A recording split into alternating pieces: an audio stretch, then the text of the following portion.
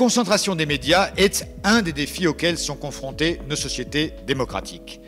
Un écrivain vient d'en faire l'objet de son dernier livre, un pamphlet à la fois drôle et documenté.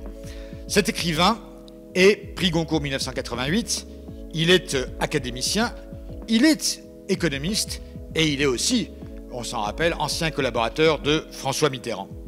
Le Média des idées est heureux d'accueillir Éric Orsenna.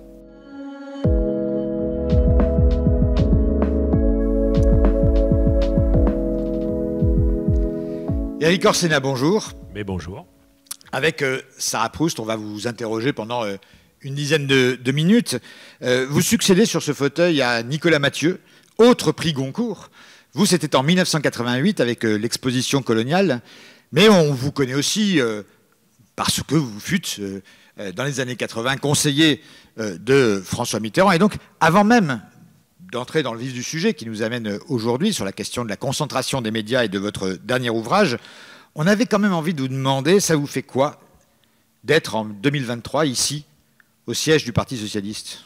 Écoutez, je retrouve ma famille, puisque à 17 ans, j'étais en Hippocagne et j'ai rejoint le Parti socialiste unifié, qu'on appelait unifié parce que déjà personne n'était d'accord. Donc je ne suis pas complètement bouleversé par ces tensions dans la famille, comme toujours. Mais je reviens avec bonheur. Et puis, je dois vous dire, je suis content de cette symbolique d'être dans une usine, parce qu'une usine, ça fabrique pas seulement de l'espérance, mais de la réalisation. Merci beaucoup, en tout cas, de nous rejoindre aujourd'hui. Alors, vous avez publié en février dernier « Histoire d'un ogre ». L'ogre, c'est Vincent Bolloré. Vous ne le citez jamais, mais on le connaît, on le reconnaît dès les premières pages, puisque c'est son histoire. Et en racontant son histoire, vous racontez sa boulimie, sa voracité, vous racontez la manière dont il a cherché à avoir de l'emprise tout au long de sa vie. Vous racontez à la fois comment ça commence et les conséquences. Alors voilà, première question, pourquoi avez-vous choisi là, aujourd'hui de traiter ce sujet-là? Et surtout, ce roman, c'est un conte. C'est le registre que vous avez choisi pour nous raconter cette histoire. Alors pourquoi avoir choisi aujourd'hui de traiter l'histoire de Bolloré et pourquoi sous la forme d'un conte, Éric Orsenna? Alors, plusieurs questions en une seule. La première question, c'est que ce n'est pas seulement l'histoire de Vincent Bolloré. C'est l'histoire d'une certaine dérive de ce qu'on appelle l'économie. C'est-à-dire que quand vous avez des gens qui gagnent plus d'argent, beaucoup plus d'argent, en démantelant une entreprise plutôt qu'en aidant à créer une entreprise, c'est une catastrophe. Donc pour moi, c'était une faute de dire la finance, voilà l'ennemi. Ça dépend quelle finance. L'argent, c'est, on le dit souvent, mais je pense que c'est le cœur de l'affaire, c'est le meilleur des serviteurs et le pire des maîtres. Donc je voulais raconter ça. Je voulais raconter toutes ces petites officines qui gagnent énormément d'argent. Je voulais aussi raconter l'histoire d'une dérive. Parce que moi, j'ai beaucoup amélioré, parce que célébrer ce qu'a fait Bolloré au début. Parce qu'il prend une entreprise qui déclinait, une entreprise familiale de papier qui déclinait, et il en a fait une entreprise formidable. Et alors, ça m'a toujours frappé de voir les gens qui explosent comme ça, qui commencent bien, et puis il y a une sorte d'hubris, de folie, de démesure qu'ils prennent. Je me disais, comment ça se passe? Et pourquoi le conte? Je suis fasciné par sa lecture la lecture de tous ces contes qui arrivent principalement au XVIIIe siècle. Pourquoi? Parce qu'on est comme maintenant dans la critique d'une société. On ne peut pas tout raconter, mais quand même on utilise le conte, parce que c'est du vrai et du faux. Un peu comme La Fontaine qui disait je parle des animaux pour instruire les hommes. Parce qu'il y avait la censure ou l'autocensure un peu. Donc vous voyez ce mécanisme-là. Et quand vous relisez, non pas la version pour enfants de Gulliver, mais vous relisez vraiment Swift, vous relisez sa critique de la pauvreté, vous relisez évidemment Voltaire, mais vous relisez Diderot, et vous voyez à quel point c'est pertinent justement pour ce qui va se passer, c'est-à-dire juste avant la Révolution. Donc, et à certains moments, on se dit que nous sommes un peu en 1788 et un peu en 1913. Donc pour raconter ces grands basculements, le conte, c'est pas mal. Alors je sais, il y a des journalistes qui sont dans l'enquête, qui disent comment il n'a pas mené l'enquête, etc. Je sais faire des enquêtes. Quelque chose me dit qu'ils ne sont pas capables de faire des contes. Dans ce conte, vous racontez l'histoire de cette emprise, mais au fond, l'histoire de la concentration des médias, elle n'est pas tout à fait récente. Et on parle de Bolloré, mais on pourrait parler de Lagardère, on pourrait parler de Xavier Niel, d'autres milliardaires parmi les milliardaires, puisque vous l'avez évoqué lors d'une conférence de presse récente. Mais ce que vous décrivez très bien, c'est qu'il y a peut-être une différence de nature dans ce que fait aujourd'hui Vincent Bolloré dans cette emprise-là. C'est qu'il y a un sous-jacent politique, un sous-jacent idéologique très fort. Donc il n'est pas seulement dans la volonté d'accumuler de la richesse, il est aussi probablement, en tout cas vous le montrez bien et c'est l'autre question, dans un sous-jacent idéologique à vouloir faire quelque chose avec cette emprise-là. Est-ce que c'est ça que vous avez aussi voulu montrer dans ce conte? Alors, ce qui m'a déclenché, vous savez, parce qu'à un moment donné, vous avez des projets, les projets, des idées deviennent des projets, et puis à ce moment-là, on passe à l'action. Ce qui m'a frappé, c'est une sorte de volonté idéologique. Quand j'ai vu quand même qu'on met tout son pouvoir au profit de 2 émissions qui vraiment remuent le pire qu'on puisse imaginer, et en se mettant au service d'un candidat à l'élection qui était quand même vraiment pas très agréable, le moins qu'on puisse dire, par rapport au plus simple, le plus évident des valeurs de l'humanité, je me dis ça c'est pas possible. Donc il se met au service, il se met pas au service de l'argent. Mais si on revient sur la question de l'argent, l'idée que un milliardaire acquiert un outil de presse ou un outil d'édition seulement par mécénat, il y en a très peu. C'est-à-dire le concept, d'ailleurs, pourquoi pas faire un jour un conte sur le gentil milliardaire. On voit bien tous les plus grands milliardaires ici, Musk et tout ça, qui vient, qu'on reçoit en grande pompe ici à Vivatech, où j'étais par ailleurs pour d'autres raisons, pour la transition énergétique. On voit bien qu'il y a une vision qu'on appelle libertarienne, vision qu'on voit bien et qui met l'accent, cette fausse liberté, etc. Donc, vous voyez, et je pense que le travail, et Nicolas Mathieu le montre très très bien dans d'autres domaines, notre travail à nous, c'est, sans être forcément engagé, mais au moins d'ouvrir les yeux. Qu'est-ce qu'un écrivain? C'est celui qui donne la parole ou le regard à ceux qui n'ont pas la parole et qui n'ont pas le regard. Et pire que la censure, c'est l'autocensure. Parce que la censure, ça se voit immédiatement. Mais l'autocensure, qui va lancer dans un organe de presse une vraie enquête sur 5 numéros sur celui qui est propriétaire du dit organe? Moi, là, je travaille en ce moment sur l'autocensure, parce que c'est en soi-même l'autocensure. Donc cette question est là, avec l'autre question clé, si la recherche de la vérité est de plus en plus coûteuse, qui peut financer cette recherche de la vérité? Donc c'est une question clé. Vous savez, notre démocratie est face à des défis gigantesques. Mon métier, c'est l'eau, la sécheresse. Je vois bien que face à cette rareté, la démocratie va devoir arbitrer entre les usages, et sans doute il y aura des violences, et entre le court terme et le long terme. Eh bien, c'est aussi ce genre de choses. Donc on est face à des gigantesques défis, pas seulement écologiques, mais dans la notion même de la démocratie. C'est pour ça que ça m'a aussi intéressé, parce que dans mon parcours, j'ai été enseignant d'économie, mais aussi j'ai quand même été 25 ans conseiller d'État. Donc les affaires de droit m'intéressent un petit peu quand même. Alors, Sarah vient d'évoquer la question de la concentration de la presse écrite, notamment. C'est celle qui fait plus parler. Mais il y a eu dans l'actualité récente le risque d'une fusion entre Hachette et Editis. Et là, on est sur un autre domaine qui, en France, a sa valeur, le roman. Vous avez écrit plus de 45 livres, je crois. Comment vous voyez la concentration et comment vous l'avez vécu, vous, comme écrivain, la possible concentration des éditeurs, pour le coup, de livres? Alors, imaginez la situation qui est pas loin de ce qui aurait pu être. Et déjà, la situation à laquelle nous allons aboutir à la suite du coup de semonce de la Commission européenne. Si vous aviez la concentration entre Hachette et Editis, c'est-à-dire Fayard, Stock d'un côté, Grasset, etc. d'un côté, et puis de l'autre côté, vous avez Lafon, vous avez le Cherche-Midi, etc. C'est en gros 60 à 65% des livres. 60 à 65% des livres.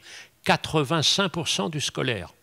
Quand même énorme. C'est quand même incroyable qu'on ne l'ait assez peu posé cette question-là. Et d'ailleurs, parmi les écrivains, les petits loups, qui donne des leçons comme ça, mais là, et alors on dit, ben évidemment, toi, à ton âge, tu peux. Mais c'est pas interdit aussi d'avoir une sorte de courage pour gueuler. Donc, d'abord, il y a ça. Ensuite, si ces mêmes sont propriétaires des 2/3 de la presse, donc ils vont entraîner ce qu'on appelle une synergie. Synergie, c'est-à-dire qu'on parlera que de ses propres auteurs. C'est quand même formidable, le mot synergie. Dans d'autres termes, on pourrait appeler ça mafia. Et quand en plus, vous avez un des propriétaires qui se trouve de presse, qui se trouve détenir 25% de la FNAC. Mais je rappelle que Hachette possède Relais. C'est-à-dire que vous pouvez très bien imaginer, s'il y a une direction vraiment idéologique qui est donnée, qu'on retire les livres sulfureux de tous les points de vente à l'entrée des gares et partout. Donc, vous voyez, vous prenez le train, mais vous n'avez pas le droit de vous ouvrir. Donc, drôle de voyage. Donc, c'est un peu ça que, en tout cas, je trouve intéressant qu'on pose ces questions. J'ai rien, évidemment, contre la réflexion sur les retraites, mais l'avenir aussi, ça existe. Et que la représentation nationale trouve là une occasion de poser des vraies questions. Or, honnêtement, jusqu'à présent, la représentation nationale s'est plutôt tue sur ce dossier-là, qui me semble absolument clé.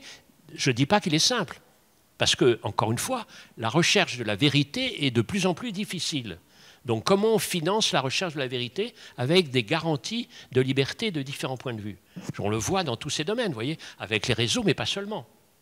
Alors, on va revenir sur ces questions de fond dans la deuxième partie, mais peut-être pour conclure cette première séquence, une question totalement anecdotique, mais un conseil que vous pourriez nous donner.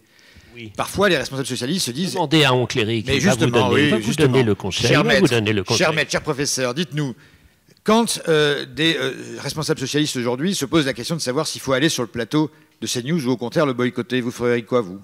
Alors moi, d'abord, je conseillerais, tout le monde le sait, au Parti socialiste de travailler sur cette question.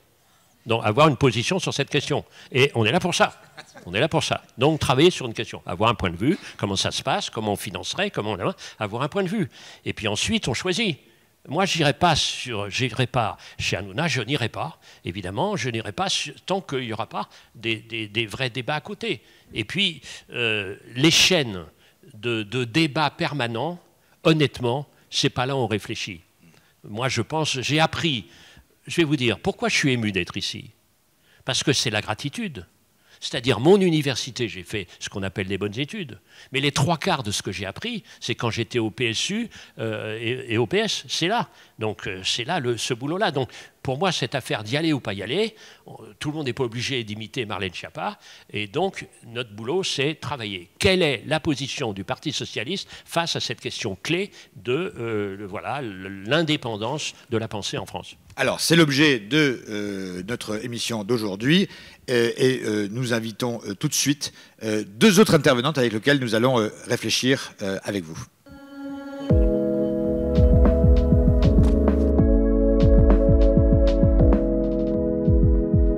Pour ce second temps sur la concentration des médias, nous ont rejoint deux invités que nous avons le grand plaisir d'accueillir aujourd'hui. Nathalie Sonac, vous êtes professeure d'économie des médias à l'université Panthéon-Assas. Vous avez aussi été membre du Conseil supérieur de l'audiovisuel entre 2015 et 2021. Et vous êtes l'auteur d'un livre qui vient juste de sortir, que nous conseillons ardemment à tous ceux qui nous suivent. C'est un livre absolument passionnant, très pédagogue, qui donne aussi de nombreuses pistes de solutions. Donc on n'est pas seulement submergé par ce que vous dites et de tous les constats un peu sombres que parfois vous dressez. Ce livre s'appelle « Le nouveau monde des médias, une urgence démocratique ». Et donc vous décryptez le monde, le paysage démocratique et médiatique dans lequel nous vivons aujourd'hui. Merci beaucoup d'avoir accepté notre invitation aujourd'hui.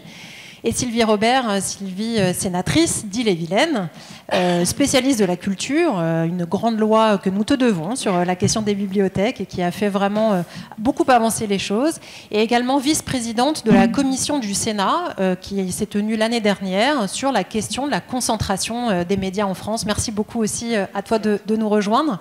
Alors dans cette séquence, on en discute avec. Nous avons souhaité avec Luc évoquer 3 sujets. D'abord, le premier sujet, c'est celui de la mécanique. Comment les choses s'opèrent aujourd'hui dans ce paysage médiatique? Quelle est la mécanique à l'œuvre aujourd'hui? Nous aurons un second temps d'échange ensemble sur l'articulation entre la question démocratique et la question de cette concentration des médias. Et enfin, parce que nous avons besoin aussi d'espoir, de savoir quelles sont les solutions, puisque vous en dressez l'une et l'autre dans le rapport, beaucoup de solutions. Et comme nous arrivons bientôt à une séquence électorale, c'est important aussi que les partis politiques se saisissent de ce que le monde des idées produit pour pouvoir avancer. Alors d'abord, sur cette question de la mécanique, c'est intéressant parce que dans la production du Sénat et dans votre livre, vous avez peut-être une petite nuance sur ce qu'est la question de la concentration des médias. Alors commençons peut-être par éclairer cette notion en relevant ce qu'on pourrait appeler un paradoxe, parce qu'on assiste à une relative stabilité du nombre de titres de presse écrites et une progression depuis 2005 du nombre de médias audiovisuels. Donc on pourrait penser que le paysage médiatique a plutôt tendance à s'étendre. Mais on parle beaucoup de concentration. Alors le Sénat, dans son rapport, n'a pas souhaité retenir l'idée selon laquelle le secteur se concentre. Et vous évoquez, pour commencer une première question, Nathalie Sonac, le fait que aujourd'hui les plateformes numériques ont une hégémonie extrêmement forte. Elles produisent à la fois des biens culturels, mais aussi de l'information. Et donc vous revenez sur cette notion de concentration en mentionnant notamment que les sénateurs ne retiennent pas tout à fait cette dénomination. Est-ce que vous pourriez commencer par nous éclairer sur cette notion de concentration et sur la manière dont vous décryptez le paysage tel qu'il fonctionne aujourd'hui? Merci beaucoup. Vaste question. Néanmoins, en quelques minutes, ça va être compliqué. Donc, peut-être poser en liminaire l'incidence de la concentration et quelles sont les raisons pour lesquelles nous souhaitons avoir un paysage comme l'ensemble des autres secteurs qui soit concurrentiel. Finalement, lorsque vous avez un secteur qui est retenu entre les mains de quelques-uns, eh bien, ça a une incidence négative à la fois sur le prix des produits. Donc, les prix augmentent. Quand quelqu'un est en situation de monopole, eh bien, automatiquement, mécaniquement, les prix augmentent pour les usagers, et dans le même temps, vous avez une baisse de la qualité des produits. Donc les raisons pour lesquelles, quels que soient les secteurs d'activité, on ne souhaite pas qu'il y ait un monopole dans une situation, tout simplement parce que c'est des externalités qui sont négatives pour l'utilisateur. Si maintenant je me déplace dans l'univers qui nous intéresse, qui est celui des industries culturelles et créatives, et évidemment dont les médias appartiennent, eh bien il est clair que là, il y a en plus un enjeu d'opinion. On ne souhaite pas que la fabrique des opinions soit entre les mains de quelques-uns pour des questions évidentes de diversité et de pluralisme. Le paysage, depuis une vingtaine d'années, s'est largement complexifié, élargi. Puis nous avons plus simplement les seuls acteurs traditionnels que l'on connaît, que sont les médias, la télévision, la presse, la radio, le cinéma et l'affichage, mais nous avons aujourd'hui des plateformes numériques sur lesquelles on peut s'informer. Il y a plein de sites, beaucoup d'applications qui sont nombreuses. Le constat que l'on peut dresser, c'est que finalement le paysage aujourd'hui, c'est-à-dire quels sont les moyens d'accès à de l'information, à des diversités d'informations, est beaucoup plus large, mais effectivement, paradoxalement, il est plus concentré, et donc on s'interroge sur les enjeux démocratiques qui sont du fait de cette concentration. Et je crois que la concentration, elle est également dérivée, elle doit s'inscrire dans un système où les médias ont un système de financement qui est particulier, qui n'est pas le cas de l'automobile, qui n'est pas le cas du pot de yaourt. C'est qu'ils ont fait appel dès 1836 à Émile Dujardin dans la Gazette. Ils ont fait appel à une seconde source de financement qui est la publicité. Et ce qui fait qu'on n'est pas avec un marché classique entre une offre et une demande, mais on est dans un marché qui est atypique, puisque vous avez une offre et en même temps vous avez deux demandes. La demande qui émane des téléspectateurs lecteurs et puis la demande qui émane des annonceurs. Et fait que la définition classique de la concentration d'un secteur dans nos industries, ou dans les industries que sont les industries culturelles et médiatiques, n'ont absolument pas les mêmes incidences. Et donc, la dérivée de se dire, parce que c'est concentré, j'ai moins de diversité, ça ne peut pas se mesurer de la même façon, parce que ça ne s'explique pas de la même façon, parce que ça ne se construit pas mécaniquement, comme vous le disiez, de la même façon. Très clair, merci beaucoup. Sylvia Robert, dans ses travaux parlementaires au Sénat, des dizaines d'auditions, de très nombreux mois de travail, et vous avez noté dans la conclusion de vos rapports qu'il y avait un rapprochement de groupes qui vous inquiétait, vous le notez de manière très précise, et que vous pointiez des risques à la concentration. Est-ce que tu pourrais nous détailler un peu cet élément-là ? Alors c'est vrai que d'abord je pointerai le paradoxe que tu as énoncé, qui est que avec les nouveaux entrants qui sont ces grandes plateformes, on a l'impression finalement d'avoir une diversité en termes d'usage, de titres, d'informations, etc. J'y reviendrai, mais c'est important aussi dans la perception que peuvent en avoir un certain nombre de nos concitoyens. Pour autant, ce qu'on a observé effectivement avec plus de 45 auditions, une centaine d'heures, je crois, mais si je le dis, c'est très important. C'est-à-dire qu'on a voulu aller vraiment au fond des choses et documenter ce phénomène, parce que c'est un phénomène qui n'est pas nouveau, ce phénomène de concentration, mais il a pris forcément des formes différentes aujourd'hui.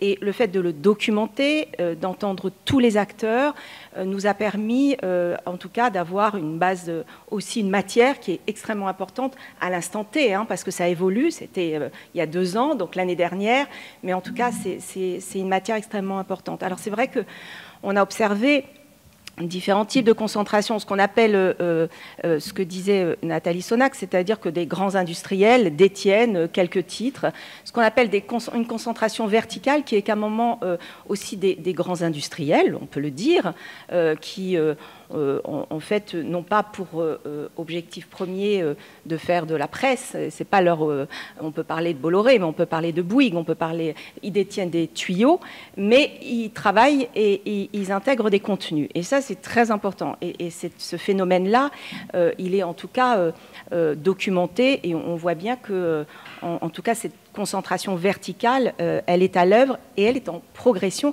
et elle est très compliquée, en tout cas, à quantifier. C'est ça aussi la difficulté.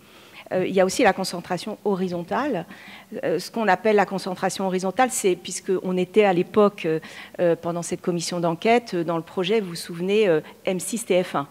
Et c'était la fusion, on ne savait pas ce que ça allait donner, et donc ça, c'est de la concentration horizontale sur des segments similaires.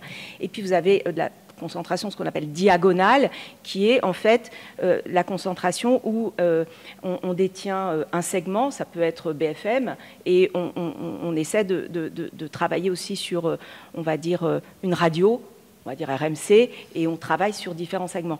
C'est important parce que derrière ça, et je terminerai là, mais c'est aussi la question démocratique de se dire qu'est-ce qu'à travers tous ces phénomènes-là, finalement, est-ce qu'on rend compte d'un véritable pluralisme de l'information? Et c'est quand même ça la question démocratique. Et derrière, forcément, il y a aussi la question de la liberté et la question des journalistes, on y reviendra, mais ça a été une partie très importante aussi de la commission d'enquête. Alors, il nous est apparu un peu simple, en réfléchissant à ce débat, de se concentrer uniquement sur les médias classiques, c'est ce que tu viens de dire. Et Nathalie Sonac, dans votre ouvrage, vous donnez quelques chiffres éclairants. 2/3 des 18-24 ans s'informent uniquement sur Internet et sur les réseaux sociaux via leur smartphone. Vous indiquez un chiffre qui fait peur. 1% des jeunes achètent un quotidien. Et pendant ce temps-là, les GAFA, en 2021, ont investi, je crois, vous dites, 100 milliards de dollars sur la production, puisqu'ils produisent maintenant toutes les séries que nous regardons toute la journée, le soir, le week-end. Donc, au-delà des médias classiques qu'on vient d'évoquer, qu'on a évoqué avec Éric Orsena en début de cette émission, au fond, est-ce que la puissance de frappe, elle n'est pas aujourd'hui dans ces plateformes, et est-ce que ces plateformes ne deviennent pas éminemment politiques ? Pour ma part, effectivement, c'est même la raison pour laquelle j'ai écrit cet essai. Je parle d'urgence démocratique en disant il est temps que vous, journalistes, et que les politiques s'emparent de cette question, et je partageais votre point de vue. Il y a la question des retraites qui est certes importante, mais là, pour le coup, on a une vraie question avec des enjeux démocratiques essentiels, et je trouve qu'on ne s'en empare pas, il ne s'en empare pas, et c'est grave. Ce que vous disiez à l'instant sur les Google, donc ce qu'on appelle les GAFA, donc Google, Apple, Facebook, Amazon, bon, certains ont changé de nom, Microsoft aussi également, finalement se sont vraiment imposés dans les industries médiatiques en reprenant les caractéristiques des médias traditionnels, c'est-à-dire qu'ils deviennent source de contenu, ils deviennent relais d'information et dans le même temps manne publicitaire. C'est ça, en fait, le danger qui se passe. C'est-à-dire qu'ils occupent une position dite de gatekeeper, mais de porte d'accès, mais c'est comme ça qu'on le lit beaucoup avec ce terme anglais, donc de porte d'accès à l'information, et puis ensuite, ils sont hégémoniques dans la diffusion, dans la distribution, ils sont hégémoniques dans le fait que nous ayons des iPhones avec des téléphones portables avec des champs d'application qu'eux aussi détiennent. Donc on voit bien qu'ils ont une puissance. Google et Apple, c'est 3800 milliards de dollars de valorisation boursière, c'est supérieur au PIB de la France. Donc lorsqu'on parle des médias traditionnels, c'est fondamental, et c'est pas en tant qu'ancienne membre du CSA que et aujourd'hui devenu Arcom, je ne ferai pas, mais je veux dire, il faut avancer, Aujourd'hui, les usages sont là, les chiffres que vous avez donnés sont ceux-ci. En même temps, on est dans un véritablement contexte de déconsolidation, il y a Chamoun qui dit ça très bien, de déconsolidation de nos démocraties. On est dans un contexte de défiance vis-à-vis des journalistes. Franchement, il va falloir véritablement passer à la vitesse supérieure, surtout qu'on est 3 ans avant de futures élections. Donc il est véritablement temps que les parlementaires, mais également nous tous dans la société, professeurs, journalistes, parents, voient ce qui se passe. On a tous une responsabilité, et en l'occurrence, la question de la concentration, si vous me permettez, elle est plus complexe que celle-ci, effectivement, vous le disiez très bien, elle est verticale, elle est horizontale, elle est conglomérale, mais ce mouvement-là existe aux États-Unis depuis de nombreuses années. On parle de stratégie 360 pour Disney, qui est présent absolument en télévision, dans le cinéma, en production. Donc c'est vrai, il s'est associé, il a racheté la 21st. Donc ce sont des acteurs qui sont extrêmement puissants.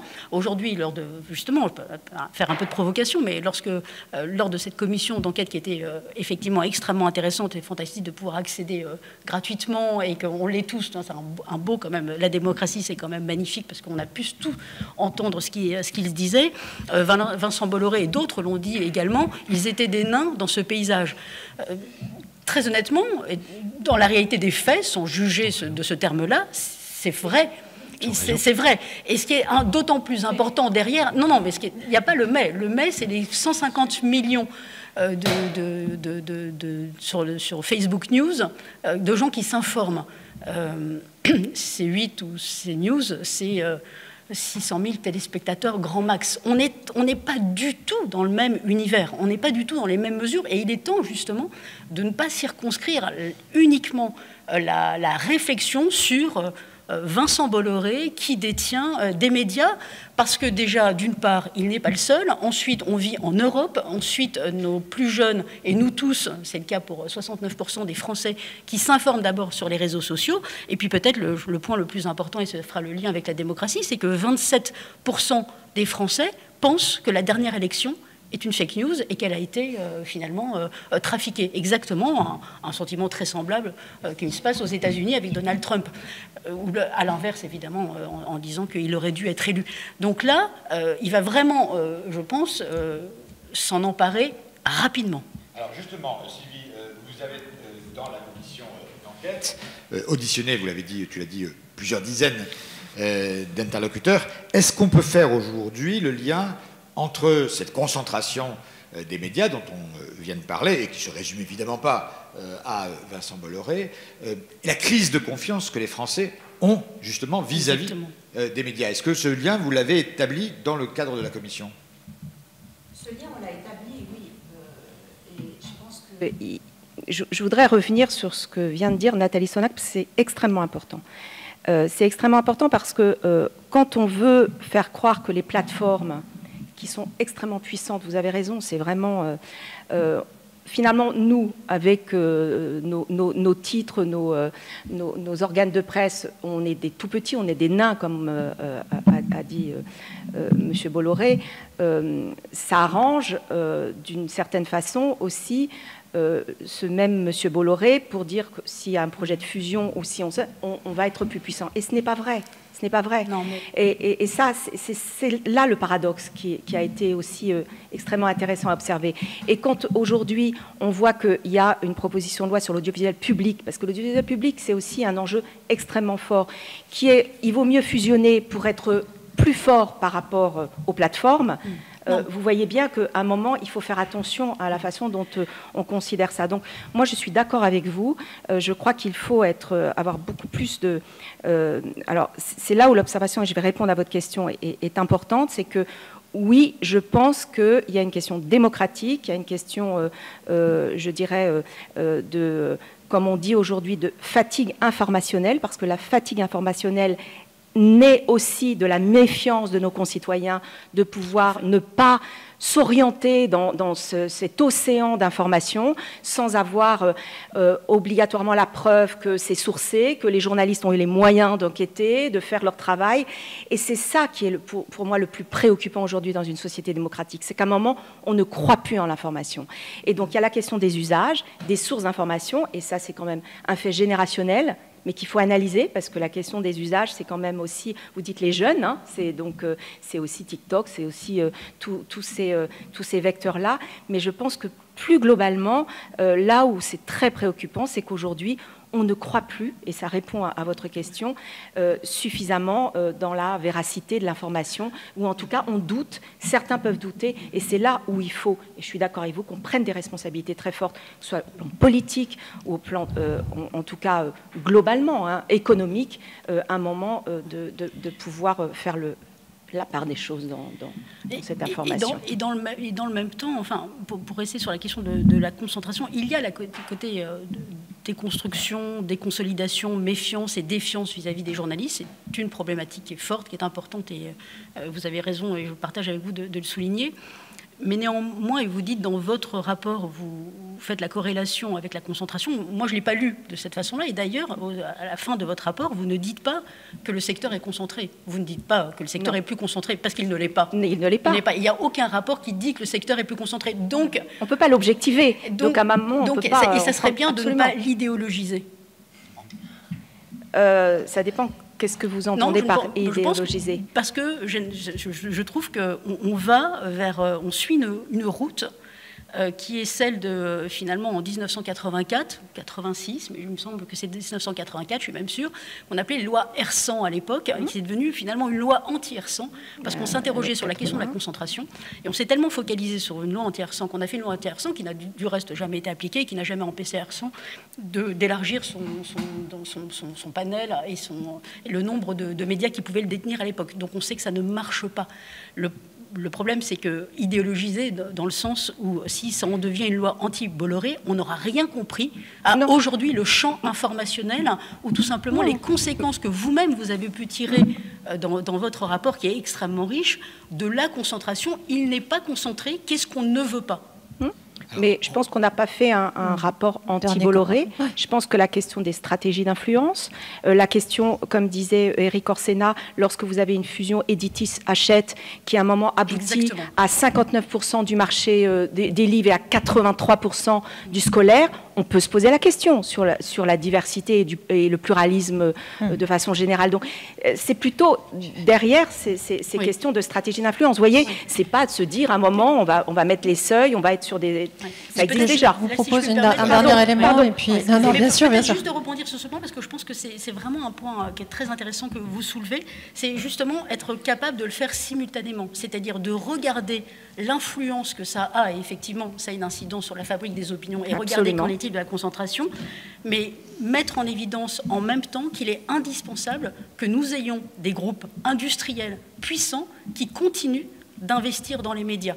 C'est-à-dire que si vous n'avez pas aujourd'hui un groupe comme celui de Vivendi et Bolloré, et tous les patrons aujourd'hui qui investissent, des industriels qui investissent, mais je pense à Ebra, au groupe Ebra dans la presse quotidienne, si vous n'avez pas le groupe Rossel dans la presse du Nord, eh bien vous n'avez pas non plus de presse indépendante, parce que si vous n'avez qu'une presse qui dépend uniquement, ou une télévision ou de radio qui ne dépendent uniquement que du service public, ça ne serait pas un équilibre, et d'un point de vue démocratique, ça ne serait vraiment pas une bonne chose. À vous écouter toutes les deux, on sent que l'urgence à agir est évidemment voilà, notre priorité. En une phrase chacune, puisque nous entrons dans une phase électorale. Dans quelques mois, les élections européennes. Vous le dites dans votre livre, vous le dites dans le rapport. C'est évidemment la bonne échelle d'action. Alors si, pour conclure cette séquence, en une phrase l'une et l'autre, une grande proposition, un enjeu majeur, une politique publique à mener là maintenant au sein de l'Union européenne pour garantir cette indépendance des médias, laquelle serait-elle? Je vous en prie. Bon, d'abord, moi, je voudrais dire que l'Europe avance. L'Europe avance. Le DSA, Digital Service Act, le DMA, Digital Market Act, il y a eu le SMA, il y a eu les droits voisins. Je dis tout ça parce que tout ça est important et c'est le projet de la Commission. Alors, il est en cours de discussion sur le Medium Freedom Act, mais vraiment, c'est extrêmement important parce que derrière ça, en toile de fond, vous avez quand même je dirais, la conscience que le phénomène de concentration, de pluralisme, de liberté de la presse, de protection des journalistes est lié à la question de la démocratie. Et donc je pense qu'on a urgence, nous, en France, État français, à s'emparer de ces questions-là. Ce sont des règlements pour adapter notre législation. La loi de 86, on l'a vu, hein, il faut absolument enfin ça fait combien d'années qu'on en parle, qu'on l'adapte à l'aune de ces grandes plateformes et puis même de tout ce qui est en train de se passer. Et je crois que sur la question des journalistes dans l'indépendance, même si je suis a priori d'accord avec ce que vous dites, je crois qu'il y a une nécessité d'encadrer et de les protéger dans les rédactions. Et je pense que c'est en tout cas l'urgence démocratique qui est devant nous. Merci Sylvie. Nathalie Sonac. On se rejoint complètement. Le cadre européen, l'échelle européenne est à bonne échelle et elle avance, et elle a très largement avancé, comme vous l'avez souligné à l'instant. Je ne reprends pas ces règlements et décrets, mais effectivement, ce sont des points qui sont très importants. Aujourd'hui, l'urgence, elle est au niveau national. On a une loi, effectivement, de 1986 qui est aujourd'hui désuète, un dispositif anti-concentration qui ne mesure absolument pas ce qu'il en est du marché actuel. Vous disiez quels sont les enjeux importants, et moi, en l'occurrence, j'ai souligné 6 nouveaux piliers. En tout cas, j'ai une proposition de 6 nouveaux piliers pour une nouvelle loi. Eh bien, j'en retiendrai peut-être 2. D'une part, la protection de la fabrique de l'information, garantir la fabrique d'une information qui soit de qualité, donc sourcée, vérifiée, et donc la fabrique de l'information, et donc des journalistes et du travail des journalistes, un premier point, et ça peut se faire en définissant un nouveau marché pertinent des médias, de l'information, en considérant la part d'attention, et peut-être ce point-là, on pourra évidemment encore en discuter, et peut-être le deuxième pilier qui me semble essentiel, c'est l'éducation aux médias et l'information. Aujourd'hui, nous avons absolument les moyens de créer des ponts entre l'école et les médias. Il n'y a absolument aucune raison pour laquelle on regarde encore l'éducation nationale en silo. Rien ne se mesure plus en silo. Nous sommes tous en transverse. Le numérique a permis ça. Il faut aujourd'hui qu'il y ait des ponts qui se fassent entre les médias et l'école, et c'est possible immédiatement, clé en main. Nathalie Sonac, Sylvie Robert, merci beaucoup. Vous vouliez du fond, et avec Orsena, là, vous en avez eu. Et tout de suite, une troisième séquence où Olivier Faure, premier secrétaire du Parti socialiste, va nous rejoindre.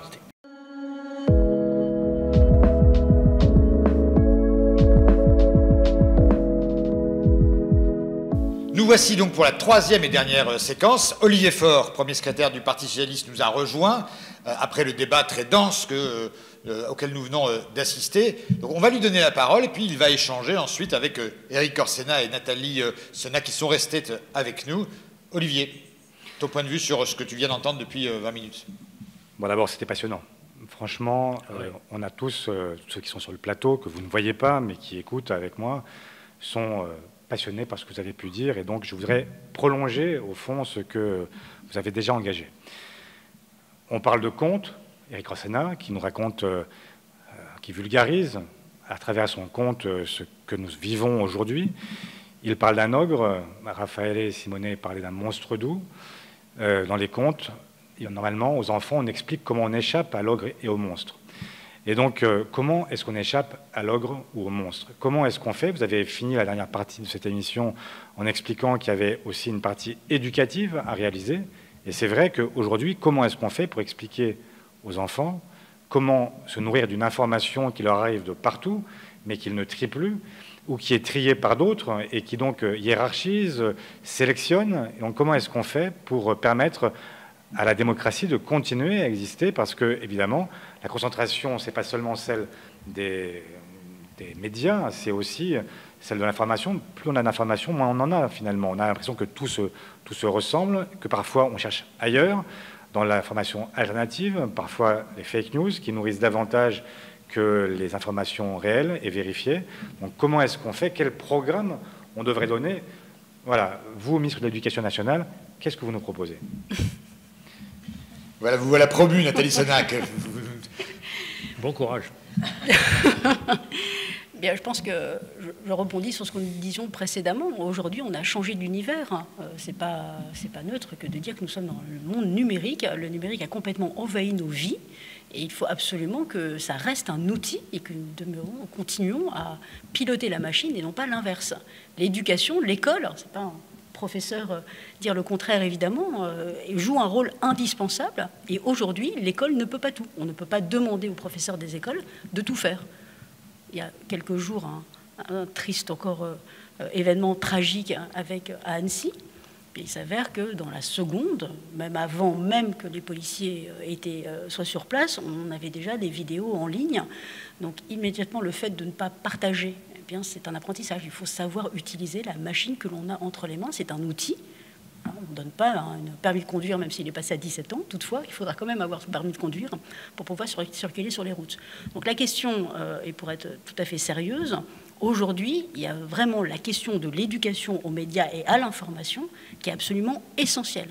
Si 70% des 15-25 ans s'informent sur les réseaux sociaux, il s'avère que les gamins, dès l'âge de 4 ans, ont accès possiblement à TikTok. Et par après, on parle des plus jeunes, mais c'est notamment les plus âgés qui participent à la plus grande circulation des fake news. Donc vous voyez, on est tous dans ce bain du numérique et on est très nombreux finalement à ne pas en connaître tout à fait les codes. Je crois qu'aujourd'hui, il faut aider les professeurs des écoles, donc il faut aider à les former. Et qui mieux que finalement les journalistes aujourd'hui, alors, les journalistes, dans un univers qui va être très compliqué, dans un contexte qui est compliqué, puisqu'on a une vraie défiance vis-à-vis des journalistes, vis-à-vis des institutions en général, vis-à-vis des médias, et notamment vis-à-vis des journalistes.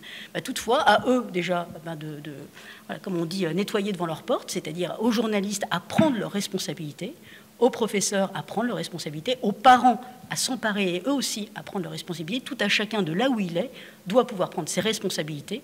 Et pour le faire, il faut qu'il y ait un partenariat fort, noué, entre les médias et les journalistes, donc entre les médias, avec les journalistes et l'école, pour former les jeunes écoliers, mais en même temps pour former les professeurs à la fabrique de l'information, à cet univers. Nous ne sommes plus des citoyens, nous sommes tous des citoyens numériques. Olivier, une question à notre ami Eric Orsena.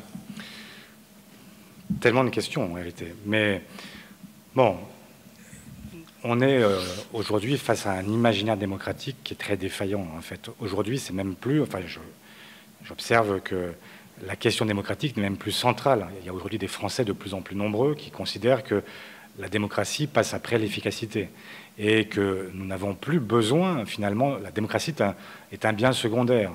Et l'information, en réalité, peut très bien se mélanger au divertissement et tout ça est dans une grande confusion. Et donc, qu'est-ce que l'écrivain, le professeur, l'académicien a à nous dire là-dessus? Comment est-ce qu'on fait pour refabriquer un imaginaire commun sur la vie démocratique que nous devons partager? Je pense que s'impose un retour au réel, à la diversité du réel, à l'urgence du réel. Il se trouve que je suis encore ambassadeur de la lecture publique et qu'avec Sylvie Robert, nous avons lancé un grand programme pour ouvrir plus les bibliothèques. Mais ouvrir plus les bibliothèques sans ouvrir plus les autres fenêtres sur le monde, à quoi ça sert? Il faut lire, mais pas seulement les livres. C'est le monde qu'il faut lire. Vous savez, je suis aussi ambassadeur de l'Institut Pasteur et du réseau mondial. Comment est-ce qu'on apprend ce que c'est qu'une pandémie? Comment est-ce qu'on apprend ce que c'est qu'un vaccin? Donc il y a une question là qui est clé. Il faut bien voir que, évidemment, notre démocratie est en face d'énormément de défis, avec une formidable tentation de la facilité qui dit on va jeter la démocratie dans l'eau, s'il en reste, et on va tenter la dictature. Sauf que la dictature, ça ne marche pas. Et on voit bien, on est fasciné par certaines avancées technologiques de la Chine, mais en termes de réduction de l'effet de serre, ça ne marche pas non plus. Donc, c'est pour ça que je suis tellement heureux, mais franchement, personnellement heureux de cette émission, parce que on a besoin de cette force qui s'appelle la social-démocratie. Et on n'a jamais eu autant besoin de travail. C'est pas avec des loisirs qu'on crée une civilisation. C'est avec du travail qui a du sens. Et c'est à vous, politiques, et je peux rejoindre, c'est à vous, politiques, de donner du sens à tous les étages. L'éducation nationale est au cœur. Ça ne marche plus. L'éducation nationale, en dépit de toutes ces formidables implications des professeurs, l'éducation nationale fabrique des malvoyances et des inégalités. Moi, je voudrais envoyer la balle aussi, alors même si ça s'écarte un peu du sujet, mais le problème du modèle économique que nous connaissons, avec, si je comprends bien, à la fois des ressources publicitaires qui sont passées progressivement de la presse vers les GAFA, qui sont donc sous tutelle de milliardaires qui ont, eux, l'argent pour arriver à continuer à investir dans le monde classique de la presse et qui opèrent des concentrations qui sont, malgré tout, celles qu'on dénonce parce qu'elles sont quand même voyantes. Et même quand les GAFA reprennent en fait les contenus qui sont réalisés par d'autres, elles reprennent des contenus qui sont malheureusement très typé. En fait, quand on prend Bolloré, en fait, quand on additionne d'Europe 1 jusqu'à CNews, en passant par C8, passant par Paris Match, en passant par Canal+, ça finit par faire beaucoup. Et ça finit par faire beaucoup de contenus qui sont aux mains d'un seul, et en plus avec une politique éditoriale qui n'est pas complètement neutre. Donc, voilà, on a un vrai sujet aussi là-dessus, mais aussi il y a une autre dictature à laquelle je voulais m'intéresser un instant, puisque à partir du moment où ce modèle économique est un modèle qui fait que les médias sont en difficulté, sont fragiles, l'autre élément du puzzle, c'est la politique du buzz et la volonté en permanence d'aller rechercher une information qui va faire parler d'elle pour pouvoir faire du trafic, faire des annonceurs et donc être en mesure d'être le premier sur l'information, le premier sur le scoop, le premier. Et ça tue aussi, d'une certaine façon, la façon dont on digère l'information. Mais on prend l'exemple, il y a d'autres exemples qu'on peut prendre sur l'affaire de cette grand-mère qui est, en fait, agressée violemment par donc, un SDF. Derrière, c'est d'abord l'ancien maire de Bordeaux qui diffuse, mais tout de suite après, c'est BFM qui, en boucle, passe l'information toute la journée avec des images certes floutées, mais avec des images d'une violence extraordinaire. Donc, comment est-ce... En l'occurrence, les politiques ne se sont pas effacés derrière en laissant ça dépend faire, lesquels. En disant, évidemment, ça dépend lesquels. On n'a pas tous eu la même réaction. Si je peux me permettre, le point de départ du raisonnement est intéressant et je ne partage pas forcément, mais c'est aussi ça justement l'intérêt du débat et de la discussion. Mais rien que d'accoler le terme « les milliardaires qui fabriquent » fait que vous passez, me semble-t-il, en tout cas en utilisant ce terme-là, fait passer l'auditeur ou celui qui écoute à côté de la compréhension de ce qu'est aujourd'hui, ce que sont les médias. Aujourd'hui, les médias sont des soft power. Vous regardez comment se développe la Corée, elle se développe avec des jeux vidéo, avec des médias, avec des écrans, avec des contenus. Ça joue un rôle indispensable. Si nous n'avons pas des médias puissants, nous n'avons pas de levier démocratique, nous n'avons pas de démocratie. Donc nous avons besoin d'argent, de beaucoup d'argent. Pourquoi ? Pour fabriquer une information. Si aujourd'hui j'ai envie de faire le reportage sur une personnalité politique et de mettre des équipes et de leur dire d'aller investiguer, et que ça dure 1 semaine, 15 jours, 3 semaines, 1 mois, pendant 1 mois, ils ne me rapportent rien. Mais pourtant, ça me coûte. Il me coûte un salaire chaque mois. Donc, vous voyez bien que j'ai besoin d'argent. Hier, j'ai participé à une réunion sur le podcast qui était organisée à l'université. Mathieu Gallet, donc président de Magellan, disait « Pour que mon modèle fonctionne, donc un modèle de podcast, il me faut 100 000 € par mois. » Donc, c'est ça qu'il faut comprendre. L'information coûte cher à produire. Ce qui ne veut pas dire que la question qu'un propriétaire vienne et fasse de l'ingérence ne se pose pas, ne soit pas posée. Évidemment que non. Mais avançons, on le sait, enfin, ça fait 30 ans qu'on a des médias, on est déjà après. Aujourd'hui, c'est Elon Musk qui appuie sur un bouton et qui décide finalement de couper la parole à tous les journalistes ou couper tout à fait un espace public, alors que c'est une entreprise privée. Elle est là, la problématique. On a besoin, de mon point de vue évidemment, on a besoin d'entreprises médiatiques qui soient puissantes. Moi, j'étais tout à fait pour la fusion TF1-M6. Les arguments qui étaient avancés, qui étaient les arguments de l'autorité de la concurrence, qui considéraient qu'il serait puissant à 70% sur le marché de la publicité télévisée. Oui, mais le marché de la publicité, il est complètement en décroissance. Télévisé, d'une part, premier point, il est en décroissance, puisqu'on a une durée d'écoute qui est en décroissance. Donc, le marché de la publicité est en décroissance, et d'autre part, a-t-on regardé ce qu'il en est du marché de la publicité en ligne ? 80% du marché de la publicité en ligne, c'est Google et Apple. Franchement, lorsque c'est Bolloré ou d'autres qui investissent 200 millions d'euros dans le cinéma, ça ne me gêne pas. Donc, il faut absolument qu'on arrête d'utiliser des mots qui fassent peur, qu'on dise on a besoin d'argent, on a besoin d'une politique industrielle et culturelle en même temps, et je ne fais pas de politique en disant ça, simultanément, qu'on soit capable d'utiliser ces deux leviers parce qu'ils sont indispensables, parce qu'on a besoin de médias, parce que c'est la garantie de notre souveraineté culturelle, parce que c'est la garantie de notre démocratie. J'entends ce que vous dites. Hein, et pour autant, il ne faut surtout pas ne pas se garantir de la fabrique d'une information qui soit fiable, qui soit sourcée, vérifiée, et que les journalistes puissent être protégés dans leur exercice. C'est ce que j'allais vous dire. Et qu'on monte un China-Zone beaucoup plus fort entre le propriétaire du média et les équipes rédactionnelles. Un dernier mot, et puis mais c'est pas antinomique. Non, mais j'entends ce que vous dites sur la nécessité d'avoir une industrie puissante qui permette de garantir effectivement des moyens pour pouvoir chercher l'information. Et notre souveraineté culturelle en même temps. Et notre souveraineté culturelle en même temps. Et là, il y a beaucoup à dire aussi, y compris sur le fait que depuis des années, depuis Hollywood, en réalité, il y a un débat qui existe, et même y compris quand je vois qu'aujourd'hui, nos enfants sont abreuvés par les médias, par les animés japonais. Oui. Je me dis que quand on a en fait des écoles comme les Gobelins, mais qu'on devrait démultiplier par 10, par 100 pour pouvoir arriver justement à maintenir un imaginaire qui nous appartienne et qu'on ne soit pas dépendant complètement de ce que le Japon ou d'autres peuvent nous proposer.